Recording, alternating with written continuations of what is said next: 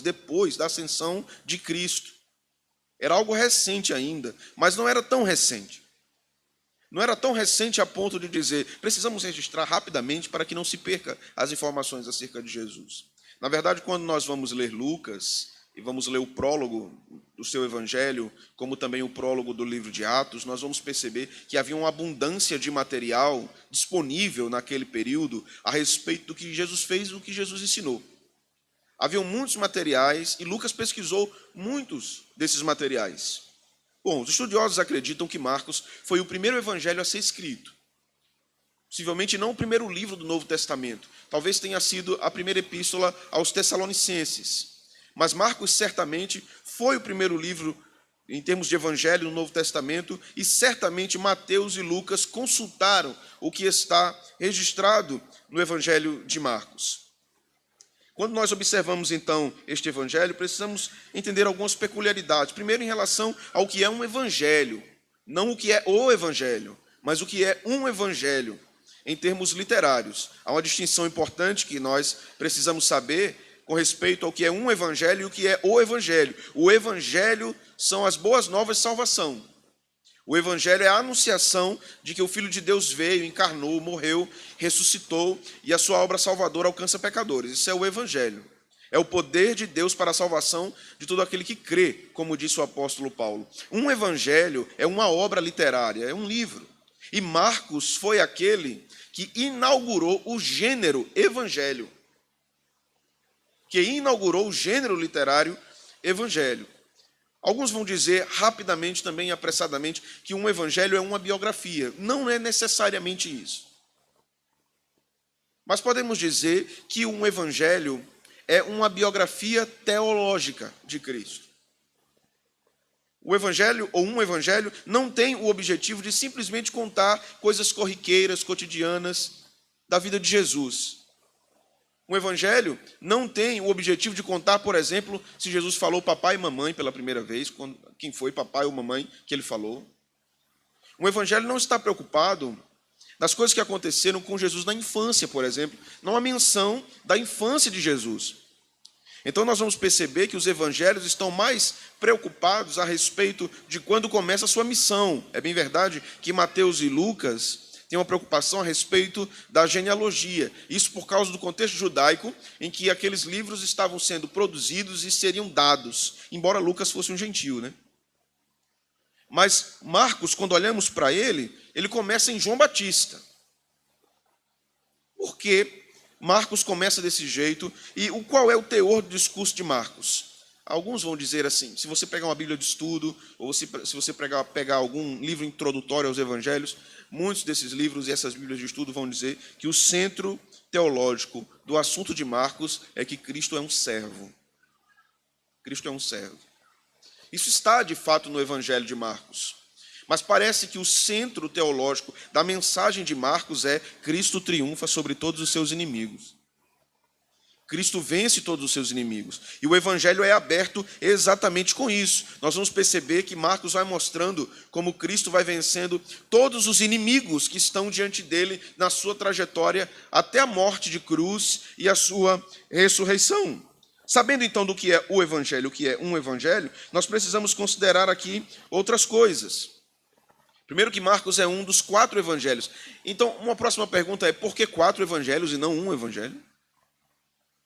Por que não seria suficiente apenas um evangelho que contasse a história de Jesus e nós precisamos de 4 evangelhos para contar a história de Jesus? E qual é a diferença que existe entre Mateus, Marcos e Lucas e o evangelho de João? Mateus, Marcos e Lucas são conhecidamente chamados de evangelhos sinóticos, ou sinópticos, como outros autores gostam de escrever, de forma mais aportuguesada, português de Portugal. E é mais bonito, né? Sinópticos. Sinótico significa que tem a mesma visão, a mesma ótica, mas não necessariamente a mesma perspectiva. Porque há muitas coisas diferentes, embora os episódios sejam os mesmos, há muitos detalhes diferentes em Mateus, Marcos e Lucas. João não é sinótico, porque João não segue a mesma linha de raciocínio. Embora João trate sobre muitos assuntos importantes do ministério de Jesus, por exemplo, apenas João registra o primeiro milagre, que foi em Caná, no casamento. João é o único que registra sobre a ressurreição de Lázaro. João é o único que registra sobre a conversa com Nicodemos. João é o único que registra uma série de outros fatos. O evangelho de João é bem peculiar, então ele não é um evangelho sinótico. Mas por que 4 evangelhos? Porque cada um tinha uma perspectiva diferente. Estava olhando diferente para circunstâncias que aconteceram. Então, por exemplo, vocês estão de frente para mim agora, estão tendo uma perspectiva deste púlpito, a perspectiva frontal deste púlpito. Vocês não têm a perspectiva da retaguarda, da traseira deste púlpito. Eu tenho. Os presbíteros que estão aqui têm essa perspectiva. Mas se você é de nossa igreja e você já veio aqui em cima na plataforma, você sabe como é aqui atrás. Você sabe que atrás desse púlpito tem 2 portas. Você sabe como é ele ao lado. Você sabe que esse vidro tem uma abertura aqui onde eu estou. Então você já teve várias perspectivas deste móvel. Mas quando alguém não tem essa perspectiva, ou alguém aqui que está nos visitando e nunca veio aqui em cima na plataforma e não sabe como é atrás, nós podemos dizer sim que essa pessoa sabe como é o nosso púlpito. Não em todas as perspectivas. Mas ela sabe como é. Assim acontecia com os evangelhos. Cada um deles teve uma perspectiva diferente. Então, sabendo disso, nós precisamos também considerar algumas coisas a respeito da autoria do evangelho. João Marcos. A autoria de Marcos é curiosa e deve chamar nossa atenção também por alguns detalhes que eu falei há pouco para as crianças. João Marcos foi discípulo de Paulo e também foi primo de Barnabé. Paulo registra isso lá em Colossenses capítulo 4. Ele era parente de Barnabé. E parece ser um rapaz crente toda a vida. Por algum motivo, numa viagem missionária, Marcos quis voltar. O texto não diz que ele se desvia do evangelho. O texto diz que ele quis voltar. E posteriormente, então, Barnabé queria reintegrá-lo à equipe e Paulo teve grande divergência com ele e não concordou. Barnabé, então, ficou cuidando de Marcos. Paulo seguiu sua viagem com Silas e então Deus usou as 2 equipes. Mas mais à frente, a tradição da igreja diz que Marcos se aproxima de Pedro. E o evangelho de Marcos é Pedro falando. É o evangelho de Pedro. É Pedro dizendo como viu tudo aquilo. E não apenas como viu. Devemos ter cuidado, quando fazemos a leitura do Evangelho de Marcos e de outros evangelhos também, quando pensamos que as histórias são aleatórias. Elas estão sendo amontoadas e parece, talvez nós tenhamos essa impressão, que o autor vai lembrando das coisas, ele vai registrando, sem nenhuma ordem lógica. Não é isso que acontece. Embora possa acontecer algum parêntese, embora o autor possa interromper algo para colocar algo no centro, e então voltar para o assunto depois, ou o parêntese pode também ser intencional, para que você entenda o contexto maior daquilo que está sendo tratado e registrado pelo evangelista.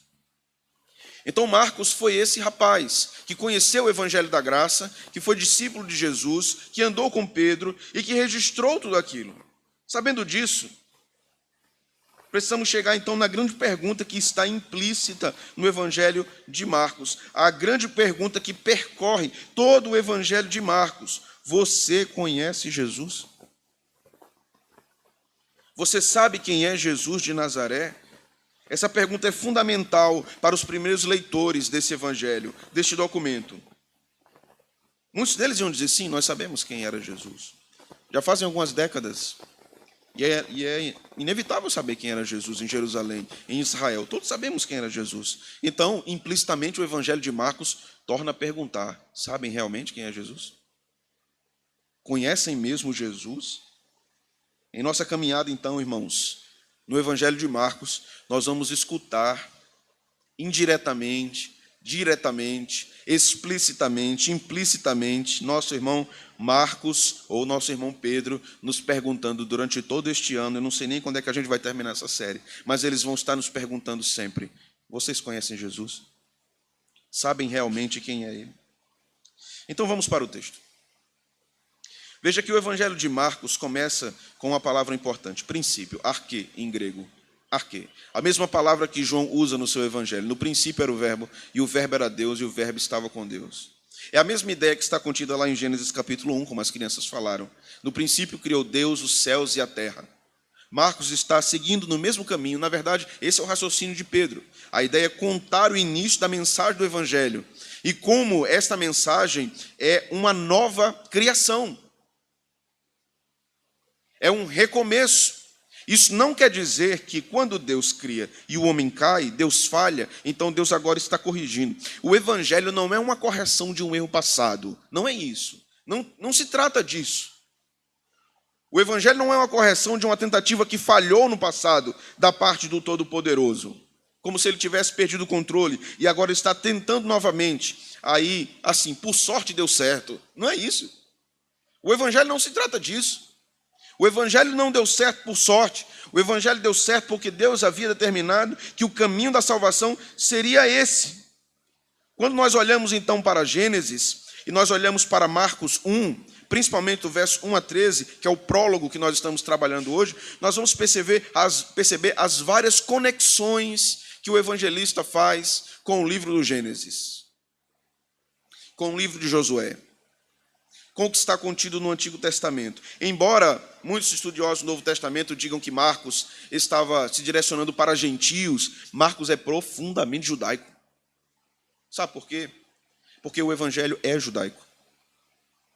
Não é possível explicarmos o evangelho sem uma perspectiva judaica do evangelho, porque aquele que é o autor do evangelho é um judeu. Então Marcos é profundamente judaico no sentido de que ele olha constantemente para os eventos passados e vai registrando os eventos acerca de Jesus em uma comparação ao que aconteceu no passado. Ao olharmos para os pequenos fragmentos de Marcos, podemos perceber a organização muito atenta disso para comunicar uma mensagem poderosa, a mensagem de salvação. As partes aqui estão encadeadas de modo teologicamente coerente. Aprendemos então aqui no versículo 1 acerca de Jesus como Filho de Deus e o início da história disso. O próprio termo Filho de Deus é um hebraísmo que se referia tanto ao cumprimento messiânico da vinda do Filho de Deus. Os judeus esperavam um Messias, e em alguma tradição judaica esperavam dois Messias, um político e um religioso. E Deus envia seu Filho, Jesus Cristo, o Filho de Deus. A própria ideia do título Filho de Deus já demonstrava que ele era divino, que ele é divino, que ele não é mais um, que Deus levantou na história para fazer bem ao seu povo. Ele é aquele que é chamado de Alfa e Ômega, princípio e fim. Ele é aquele que Paulo chama de Deus bendito eternamente. O que aprendemos aqui? Primeiro, irmãos, aprendemos que Deus é o Deus dos inícios, que Deus é o Deus dos começos. A história do Evangelho não tem a ver com uma reparação. A história do Evangelho tem a ver com salvação. Salvação determinada por Deus desde toda a eternidade. Aprendemos também que assim como Deus mostra a importância do começo de todas as coisas em Gênesis, Ele mostra a importância do começo de todas as coisas no Evangelho. Assim como a sua vida tem profunda importância por conta do seu começo, você nasceu, mais importante do que a sua origem física é o seu nascimento espiritual. Você nasceu de novo? Você conhece a salvação em Cristo Jesus? Você pode dizer, eu sou alguém regenerado pela graça de Deus? Assim como o mundo naquela época, no começo de todas as coisas, encontrava-se sem forma e vazio, tomado de escuridão, a vida do pecador distante de Deus também é assim, vazia, sem forma. O começo de todas as coisas em Gênesis nos mostra o Espírito pairando sobre a face das águas. Nós vamos ver isso aqui novamente. Nos mostra a luz vindo ao mundo. Nós vamos ver isso aqui novamente. Nós vamos ver que Deus começa a ordenar todas as coisas na criação material. Nós vamos ver isso aqui novamente, mas agora não em relação à criação material, mas em relação aos homens, em relação àqueles que o Senhor queria salvar. Então nós chegamos a João Batista, essa figura icônica, intrigante, exótica. João era alguém muito interessante. Mas antes mesmo de falar sobre João aqui, nós precisamos perceber que Marcos vai para Isaías. Ele vai para o Antigo Testamento. E ele diz no verso 2, conforme está escrito na profecia de Isaías: Eis aí envio diante da tua face o meu mensageiro, o qual preparará o teu caminho. voz do que clama no deserto, preparai o caminho do Senhor, endireitai as suas veredas. Então apareceu João Batista no deserto. Perceba que Marcos não está interessado em registrar aqui a respeito da visita do anjo Gabriel a Maria, a respeito do caso de Isabel e seu esposo. Marcos não está propondo isso aqui. E nós precisamos avaliar o texto observando a perspectiva de Marcos. Então, não se surpreenda quando em muitos textos eu não fizer uma referência ao complemento dessa história nos outros evangelhos. Porque a minha intenção é levar a igreja a perceber como Marcos estava enxergando a história de salvação. E como ele estava contando a história de salvação. Não quer dizer que tudo está aqui em Marcos, mas nós precisamos entender por que ele está contando dessa forma. Não é uma ideia de um evangelho incompleto. É uma ideia de entender qual é o caminho que ele está seguindo, qual é a linha de raciocínio que Marcos está seguindo para contar a história de salvação. Então ele fala agora de João Batista, um homem que apareceu no deserto, um homem que batizava seguindo ritos antigos já entre os judeus, acerca de purificação. Essa era a ideia do batismo, mas um homem muito excêntrico, que se vestia de pele de camelo, comia gafanhoto com mel. Veja que coisa. Imagine aquela figura sentada, molhando o gafanhotozinho no melzinho assim, e comendo e olhando para você e dizendo: eu sou aquele de quem falou Isaías. Você já se arrependeu? Já foi batizado? João era assim. João era aquele pregador duro, aquele que denunciava os pecados do povo, um profeta. João foi o último profeta do Antigo Testamento, embora ele esteja no período do Novo Testamento, e o primeiro profeta do Novo Testamento. João foi alguém muito importante, mas ele disse: eu não sou ele. Eu não sou o noivo, eu sou o amigo do noivo.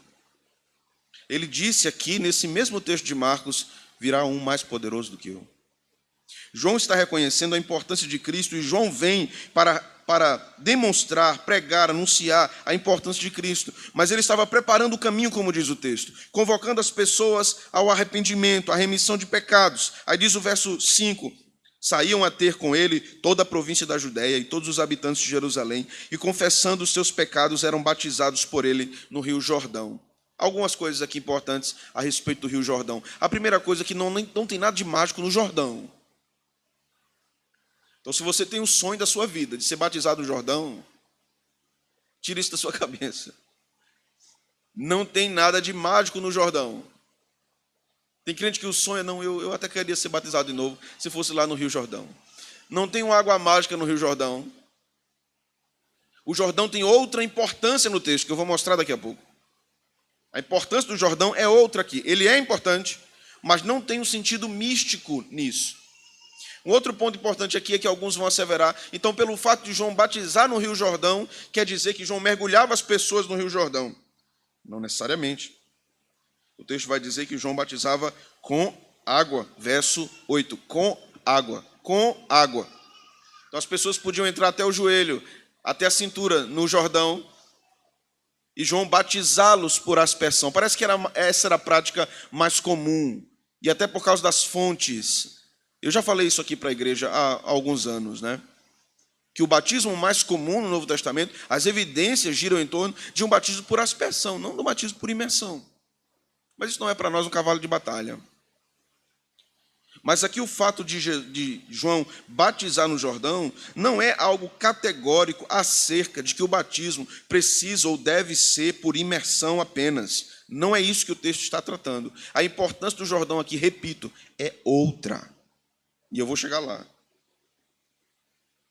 O verso 6 nos diz: as vestes de João eram feitas de pelos de camelo. Ele trazia um cinto de couro e se alimentava de gafanhotos e mel silvestre. E ele pregava, dizendo: após mim vem aquele que é mais poderoso do que eu, o qual não sou digno de, curvando-me, desatar as correias das sandálias. Veja, João está dizendo assim, a toda a multidão que o acompanhava: João era sensacional. Era o grande pregador daquela época. Um pregador comprometido com a lei de Moisés. Alguns vão dizer que João era da seita dos essênios, da seita judaica dos essênios, né, que viviam nos desertos.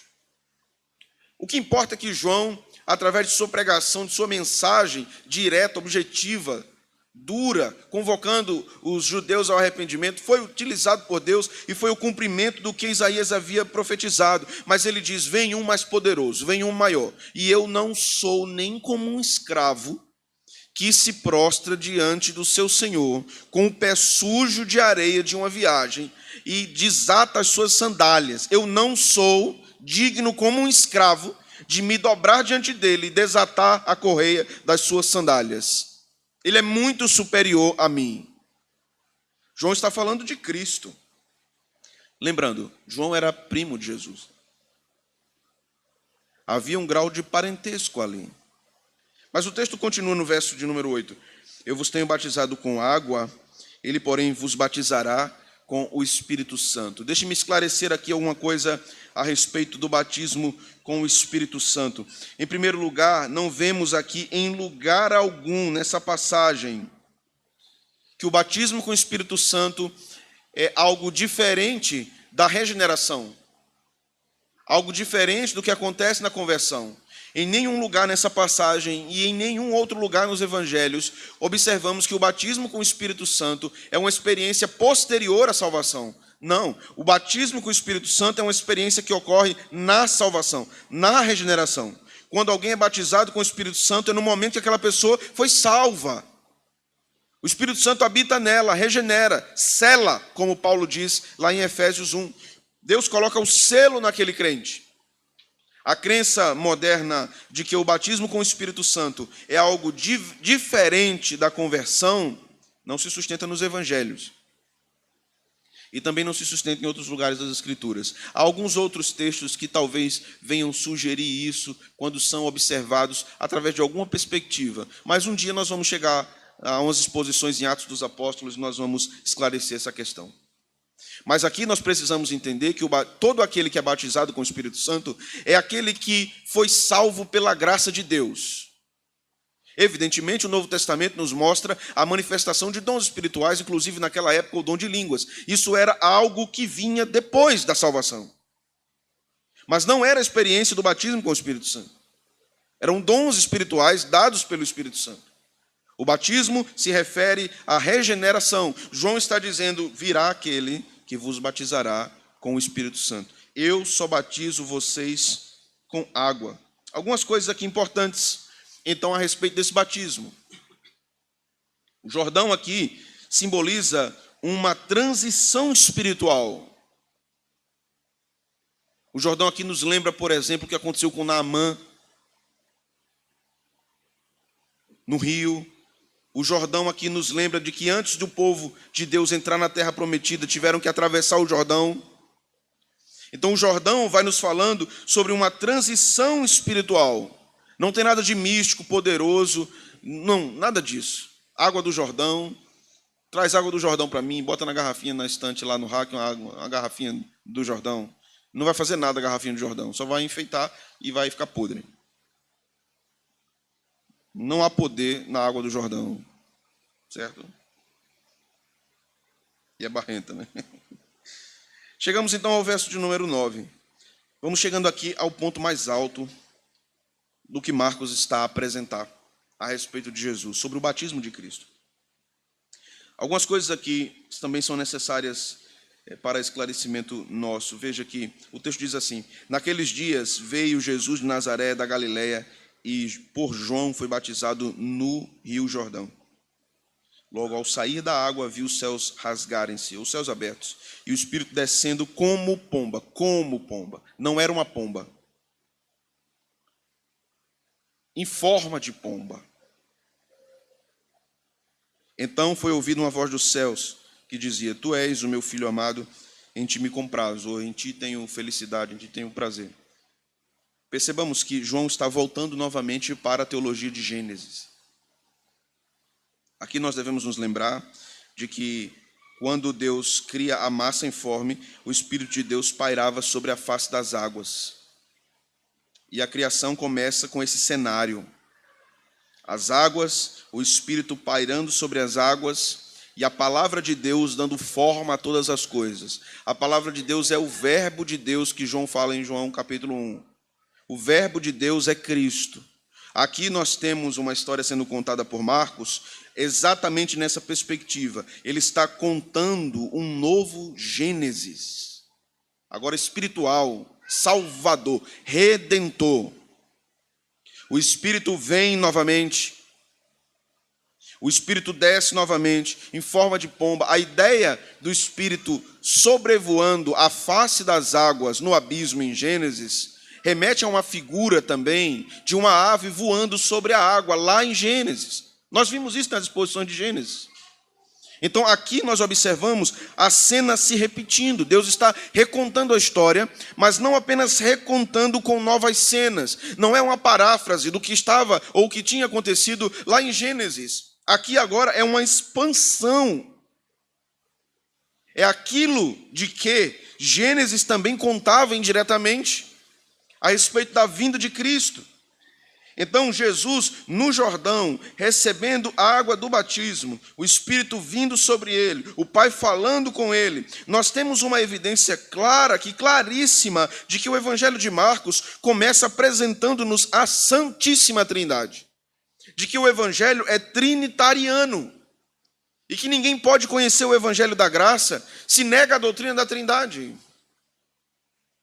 De que não pode-se saber quem é Jesus de fato, negando-se que Deus manifesta-se, de que Deus é Pai, Filho e Espírito Santo, e que não são formas de Deus, são pessoas em Deus, Pai, Filho e Espírito Santo. O Evangelho é trinitário, assim como o Espírito pairava sobre a face das águas, assim como a palavra, o haja, o fiat de Deus, está presente no início, a Trindade está presente no início, a Trindade também está operando agora para a salvação.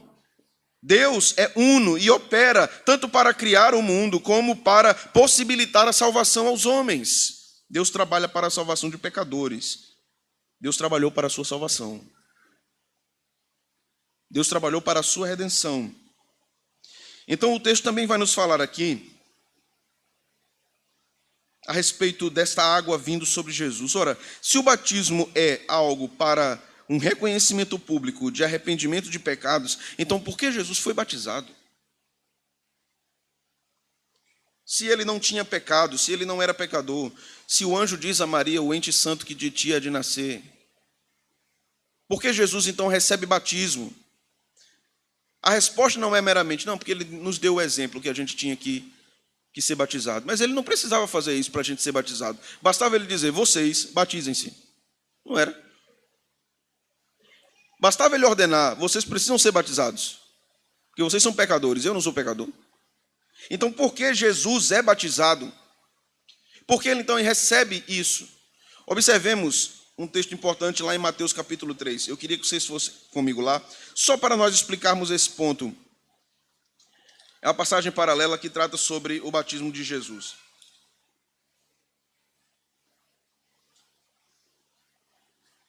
Verso 14 e 15, do capítulo 3 de Mateus.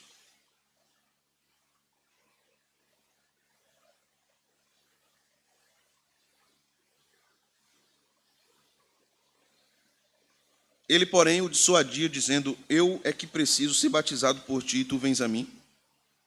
Mas Jesus lhe respondeu, deixa por enquanto, porque assim nos convém cumprir toda a justiça. Então João o admitiu e o batizou. O que é cumprir toda a justiça? O que significa isso na linguagem de Jesus? Cumprir toda a justiça. Nós precisamos entender que Deus fez um pacto com Adão e Eva, conhecidamente chamado de pacto de obras, que se eles pecassem contra Deus, eles morreriam. Esse pacto foi quebrado por Adão e Eva quando eles pecam. Mas o pacto de obras ainda permanece. Ele não foi dissolvido, diluído, destruído por Deus. O pacto de obras foi entregue também a Israel. Israel pecou novamente. Israel figura um segundo Adão no Novo Testamento. Israel então cai como Adão caiu. Por isso que Deus repreende Israel, dizendo: nem só de pão viverá o homem, mas de toda a palavra que sai da boca de Deus. Porque Israel, novamente, como Adão, caiu, pecou, se rebelou contra Deus. E o pacto de obras ainda permanecia depois da queda, não cumprido pelos homens. O pacto de obras está dentro da grande estrutura do pacto da graça. Então, quem cumpre o pacto de obras? Deus. Porque nenhum homem caído, nenhum homem filho de Adão, nenhum filho de Adão poderia, então, cumprir agora o pacto de obras obedecendo a Deus, porque eles estavam agora tomados pela natureza pecaminosa. E não poderiam, lembre-se disso, voltar para o jardim por conta própria. E não poderiam, então, por algum esforço, conquistar a vida que eles perderam. Afinal, agora, eles são mortos espirituais e vão morrer fisicamente. E aqueles que não crescem, que não fossem justificados, iriam morrer espiritualmente também, eternamente. Então, se o homem, uma vez morto no pecado, por causa de Adão, não pode voltar a Deus, não pode cumprir o pacto de obras, então como é que se cumpre o pacto de obras? Deus requer que o pacto de obras seja cumprido, para que o homem seja salvo. Então, somente uma pessoa poderia cumprir o pacto de obras, Deus mesmo, tomando a natureza humana. Então Deus, em sua segunda pessoa da Trindade, toma a natureza humana e faz o que Jesus disse em Mateus: cumpre toda a justiça, obedece a Deus, enfrenta a tentação, enfrenta a cruz, enfrenta a morte, vence a morte, cumpre tudo aquilo e no final diz: está consumado, está pago, está cumprido. Tudo que era preciso fazer para que o homem fosse agora reconciliado com Deus foi feito. Por isso que Jesus foi batizado. O sentido do batismo de Jesus é muito maior do que um mero exemplo para os cristãos. É um exemplo para os cristãos, porque nós precisamos receber o batismo. E nós não devemos encarar o batismo com sua menos importância. Nós precisamos ter muito cuidado com isso. E me permitam fazer aqui algumas colocações, por exemplo. Então nós não temos condição, por exemplo, de julgar, e muitas igrejas acabaram fazendo isso historicamente, uma idade impossível para que uma pessoa receba o batismo. Então, se um menino de 10 anos de idade disser: eu creio em Cristo, eu creio e quero ser batizado, a igreja julga como: não é possível, ele precisa ter 18 anos. Uma coisa é quando nós estamos falando da capacidade intelectual para resoluções administrativas numa assembleia. Outra coisa que nós estamos falando é alguém que quer professar fé publicamente em Cristo. São coisas diferentes. Muito diferentes. Então, facilmente a igreja pode resolver esse ponto. Então, se alguém tem, por exemplo, desejo de batismo e é um verdadeiro crente, então o menino, por exemplo, uma menina tem 9 anos de idade, os pais testemunham que há verdadeira fé ali. Verdadeira fé. Então, qual é a resolução mínima da igreja acerca de questões administrativas? Porque a preocupação de muitos é: mas fulano de tal, o Beltrano, não tem condição de participar de uma assembleia. Eu reconheço que realmente não tem. Porque há casos complexos, difíceis, que a assembleia de membros precisa julgar. E como é que a igreja julgaria então isso? Um membro que está abaixo de determinada idade, batizado, não participará das assembleias. A partir de tal idade, então, ele terá acesso à assembleia de membros. Porque um menino de 9 anos, 8 anos, 10 anos de idade não terá condição de resolver algumas coisas e entender algumas coisas do âmbito humano adulto. Mas outra coisa é a profissão de fé daquela pessoa, daquele crente. Ou vocês acham que Jesus, com 12 anos de idade, não tinha consciência de quem era Deus? Nós precisamos observar o que a Escritura está dizendo a respeito da importância do batismo, inclusive também aqueles que estão na igreja há muito tempo e não admitem o batismo como uma coisa importante, porque acham que batismo é apenas para uma formalidade. Não é. O batismo é um reconhecimento público de que você é crente.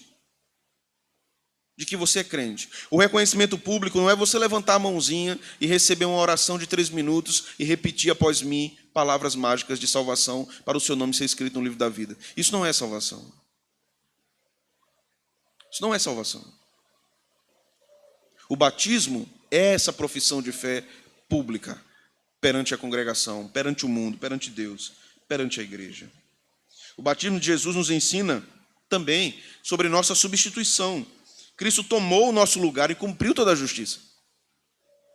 Ele fez aquilo por nós, cumprindo o pacto de obras que nós não conseguiríamos cumprir. Então aqui também aprendemos que o texto está nos ensinando sobre nossa libertação. Quando Jesus vai para o Jordão e é batizado por João no Jordão, a figura do Jordão nos orienta, nos ensina aqui que o texto está falando da nossa passagem, da nossa libertação, da nossa ida para a terra prometida, para a nossa Sião, para a nossa Canaã. Não poderíamos fazer isso sozinhos. Jesus foi quem fez. Assim como Israel não conseguiria fazer isso sozinho, o povo de Deus no Antigo Testamento precisava de Josué para levá-lo para a terra prometida. Não foi assim, irmãos? O povo precisava de Josué. E quem era Josué? Josué era o grande líder do povo de Deus que sucedeu Moisés. E qual é o significado do nome de Josué? Yahvé salva. E qual é o significado do nome de Jesus? Yahvé salva. Josué foi aquele que conduziu o povo pelo Jordão para entrar na terra prometida. Jesus é quem conduz o seu povo pelo Jordão para entrar na vida eterna. Esse é o sentido do texto aqui. Esta passagem também aponta para começos, recomeços. Deus estava aqui já demonstrando, e isso registrado no Evangelho, a resolução para o problema do pecado. Cristo. Cristo vencendo um dos maiores inimigos, o pecado. O pecado. Mas agora chegamos ao fim, ao ponto mais alto. Versículo 12 e 13. O texto nos diz: e logo o Espírito o impeliu para o deserto, onde permaneceu 40 dias, sendo tentado por Satanás. Estava com as feras, mas os anjos o serviam. Algumas coisas aqui importantes, vejam. Primeira coisa que é o Espírito Santo que leva Cristo ao deserto, né? Assim como o Espírito Santo levou Israel para o deserto. Como o Espírito Santo tirou o povo de Israel do Egito e levou para o deserto. O Espírito também leva Cristo ao deserto. Jesus passa 40 dias no deserto. Israel passa 40 anos no deserto. Moisés passa 40 dias no deserto. Elias também. O número 40 vem de outros episódios no Antigo Testamento. Jesus estava aqui cumprindo aquilo que Adão não cumpriu, aquilo que Israel não cumpriu. A provação de Moisés, inclusive, em 40 dias no deserto, nos mostra que Deus estava desenvolvendo ali também um plano redentor. Aqui o texto nos mostra exatamente isso, mas agora Cristo aqui estava diante também de um outro grande inimigo, o diabo. Marcos começa o seu evangelho dizendo: Cristo venceu o diabo. Cristo começou o seu ministério vencendo o diabo no deserto. Todos os inimigos de Cristo serão vencidos. E o texto do evangelho já começa mostrando a grande vitória de Cristo. Mas percebamos, irmãos, o texto diz também que ele estava entre as feras, animais selvagens, leões talvez, né? Feras, grandes felinos, que estavam ali durante 40 dias. Ele estava suscetível a tudo aquilo, né? Mas aquelas feras estavam diante do Criador, né? Elas estavam diante do Criador. Elas estavam diante daquele que as fez.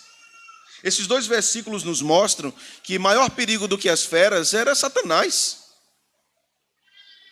E Satanás vem para tentar Jesus. Marcos não registra o diálogo que Lucas registra, que Mateus registra. Porque o que importa para Marcos é: Cristo foi tentado no deserto, o Espírito Santo o levou para lá, ele permaneceu 40 dias e estava com as feras e os anjos de Deus o serviam. Quando os anjos de Deus vieram servir a Cristo, foi porque a tentação já havia terminado. Jesus não foi tentado porque havia uma possibilidade dele pecar. Não é isso. O texto não está ensinando isso. Não havia possibilidade de Cristo pecar, porque Cristo não tinha natureza pecaminosa. Cristo não poderia ser tentado pelo pecado. Cristo estava cumprindo o pacto de obras. A tentação também não é uma farsa, não é um teatro. Então quer dizer que ele foi tentado e ele não seria não tinha possibilidade de ele cair, então tudo aquilo era um fingimento. Não era um fingimento, era o cumprimento daquele pacto de obras. Assim como Adão foi tentado e caiu, agora Cristo está nos substituindo, porque se Satanás estivesse nos tentando, nós cairíamos, e a nossa salvação seria impossível e inviável. Mas agora ele passa pelo momento, ele é tentado, ele vence esse momento, e por causa disso nós somos livres. Satanás é vencido, o pecado é vencido. Aqui aprendemos, irmãos, o evangelho é mostrado a todos os homens. Cristo venceu o pecado e a morte, Cristo venceu Satanás, todo o mal foi derrotado por Cristo. O evangelho de Marcos começa nos trazendo uma mensagem poderosíssima de esperança. O mal foi derrotado. O mal foi derrotado. E essa é a mensagem que deve ecoar nos nossos ouvidos e nos nossos corações nessa noite. O mal foi derrotado por Cristo. Quando alguém nos pergunta, mas por que se Deus existe, Ele é tão poderoso e bom, por que Ele não vence o mal? Ele venceu. Ele venceu o mal. Cristo venceu o mal. Claro que isso chegará a um desfecho final na volta de Jesus, mas o mal já está detido. Satanás está amarrado. A ideia aí é detido, limitado. Não significa que ele está inerte, mas significa que ele está limitado. Cristo entrou na casa do valente e o amarrou, como diz o Evangelho. Segundo lugar aqui, para nosso aprendizado, os homens procuram a paz e o aniquilamento do mal, mas nunca poderão achar isso sem Jesus. Todos querem buscar a paz. Todos querem a paz de espírito. Isso se fala muito. E muitas coisas são alvo dessa busca, que possa trazer tranquilidade. Tranquilidade não é paz, em termos bíblicos. Alguém pode buscar paz de espírito, pode virar um grande praticante de yoga, meditação transcendental, pode ir para um monte na Índia, pode ficar lá 5 anos com o braço levantado. E, já viram, né? Os yogis que ficam lá 10 anos com o braço levantado e outro assim, nem baixa mais. O cheirinho do braço deve ser maravilhoso. Não tem paz nisso. Mas Jesus diz assim, a minha paz vos dou. Não a dou como o mundo a dá. Só teremos paz em Cristo. Sistemas políticos, educação, entretenimento, não podem libertar o mundo da maldade. Não podem libertar o mundo do pecado. Isso está inerente no coração dos pecadores. Mas Jesus pode. E Jesus vence o mal. Ele venceu o mal. Depois de observar e aprender sobre esse Jesus vencedor, preciso perguntar a você. Você conhece Jesus? Você conhece Jesus vencedor? Conhece-o como Salvador de sua alma, de sua vida? Ele é Senhor de sua vida. Se Ele ainda não governa a sua vida, creia nele hoje. Entregue-se a Ele hoje. Ele lhe chama hoje. Ele vai mudar completamente a sua vida e o seu coração. Se Ele é poderoso para vencer o diabo, se Ele é poderoso para vencer o pecado, Ele é ainda mais poderoso para entrar na sua vida e no seu coração. Quando eu digo que você deve crer nele, não quer dizer que você precisa dar permissão para ele entrar. Porque quando você diz eu creio, é porque ele já está aí. É porque ele já entrou, é porque ele já fez morada. É porque ele já está arrumando a coisa, já está arrumando a casa, que antes estava sem forma e vazia, devastada, suja, empoeirada, escura. Ele já iluminou. Quando o seu coração arde por ele, como diziam os discípulos no caminho de Emaús, é porque ele já acendeu a tocha dentro de você. É nesse Jesus, é nessa mensagem que você diz, após a operação dele, eu creio, eu criei. Ele me alcançou, ele veio a mim, ele venceu-me. Ora, se Jesus é tão poderoso para vencer o pecado, vencer a tentação e vencer o diabo, como não nos vencerá? E para nós, irmãos, nós cristãos, que já conhecemos Jesus como nosso Salvador, Jesus vencerá muitas coisas ainda no nosso coração. Jesus nos vencerá em muitas áreas da nossa vida. Jesus nos vencerá em pensamentos obscuros. Jesus nos vencerá em pensamentos insatisfeitos. Jesus nos vencerá em pensamentos insubordinados a Ele. Jesus nos vencerá absolutamente, e que Ele nos vença e que triunfe sobre nós. Que nós sejamos derrotados por Jesus, irmãos. Que Ele nos dê um checkmate e olhe para nós com seu olhar de ternura e misericórdia e diga assim: venci você. Venci você. Você tentou, esperneou, traçou estratégias, perseverou no seu pecado, na sua desobediência. Eu venci você. E quando Jesus nos vence, quem é beneficiado nisso somos nós. Deus seja louvado. Vamos orar?